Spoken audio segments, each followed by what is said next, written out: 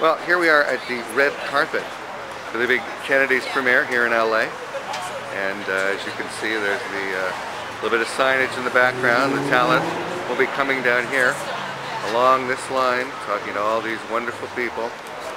And then they'll be over here and, oh look, it's Bill Brew from the Canadian Press.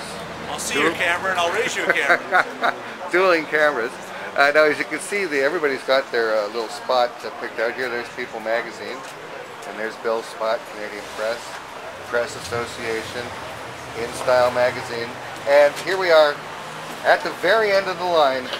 Yes, it's the Toronto Star. Well, Toronto Star, you got my time. You got calls me up, says put yourself on tape, and I'm going like, okay, Sam Giancana. Go on Google, start checking it out, and he's got all these. He always has these black rimmed glasses, oh, yeah. and I'm going like, okay, now where am I going to find those relics?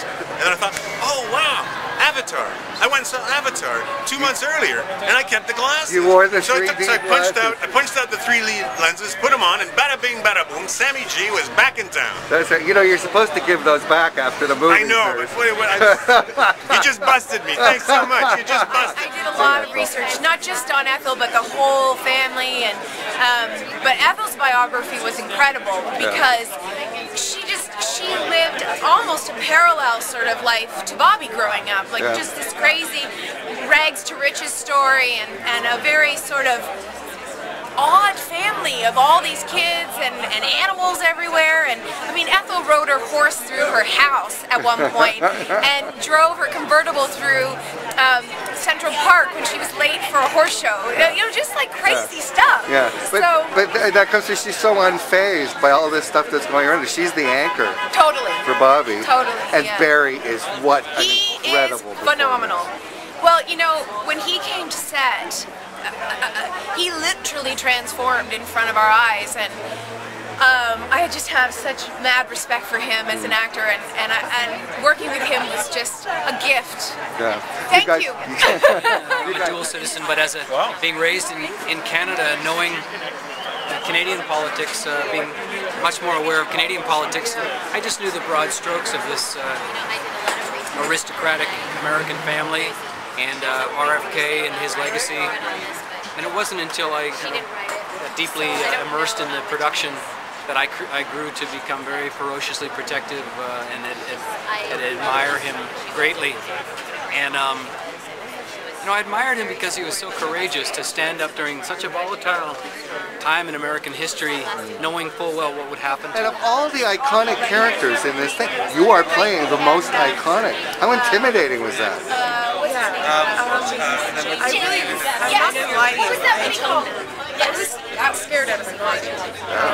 I started doing research. I went to her orphanage and her house that she lived in with Joe DiMaggio, just to kind of get a feel of where she had been.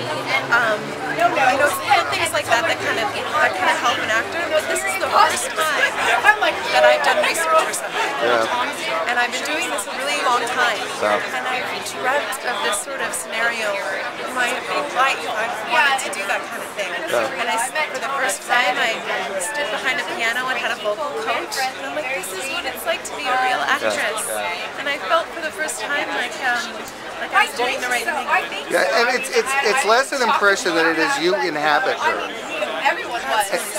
And it's such an interesting time of her life because it's near the end and she's falling apart. And I mean, what a gift for an actress! And you nailed it. Oh, that's really generous. Again, it's so comfortable for us to go back to Toronto and use people that we love and we've used before. And you know what? The border disappears, quite honestly. It really does. I mean, it's all about working with people you're comfortable with, people that have a shorthand, and you know, people that you know what the part is, they don't yet, and you know they can do it. And so it's just very comfortable to say, give it to that person. So and also the crews have become, you know, the crew we had was top notch, and so you'll see in the work, it's just absolutely brilliant work. Got it. No, when we were shooting in Toronto, Katie Holmes was delighted about the fact that you could actually go out with Surrey down the street to the park, you know, and the local moms would be very nice to her, and nobody was gawking and hassling her. It was, I mean, there were a few paparazzi around, I must acknowledge, but it's that old cliche, we're polite Canadians. There you go. Yeah, my kids, I had all my girls up there. We had a great time. It was really wonderful. I was so happy that they were got to see the parks and the whole. There's so many great parks up there. That's why I love Toronto. It's a mix of very urban and then you can go 2 blocks and there'll be these incredible parks that really in a place like Los Angeles you have the beach, but parks not so much. You talked about the wealth of material that's available. That's the thing that surprises me about this so-called controversy is that there is nothing in this that isn't hugely documented in hundreds and hundreds of books. Well, we thought so. What kind of research did you do? Well, there's obviously a number of great books. I think Robert Dallek's An Unfinished Life is the best kind of quintessential book about the Kennedy family and his administration. Certainly there's an extraordinary amount of footage, and by the way, you can access this on YouTube. I call it the University of YouTube. You go right on, bam, it's right there, everything you need. There's also a lot of recordings from him in the White House, Jack in the White House. So there's plenty to listen to and see, and at the end of the day, that only helps so much, but you use what you can. Did you get a chance?